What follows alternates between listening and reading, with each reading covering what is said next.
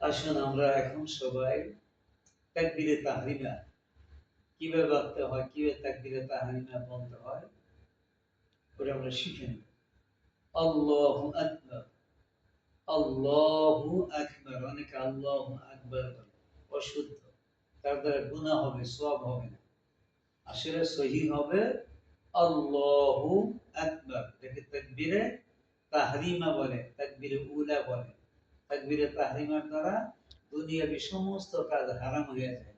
বাইরে যেটা হালাল তাকবীরে তাহরিমা বলার পরে তা হারাম হয়ে যায়। কথা বলা, খাওয়া দাওয়া, আহার পানাহার করা সব তার জন্য কি হারাম হয়ে যায়। এটা বলতে হবে আল্লাহু আকবার, আল্লাহু আকবার। আজকে অনেক মুসলমান আছে এই আল্লাহু আকবার এই তাকবীরটা, তাকবীরে তাহরিমাটা শুদ্ধভাবে দিতে পারে না। আল্লাহু আকবার, আল্লাহু আকবার, আল্লাহু আকবার এইভাবে বলতে হবে।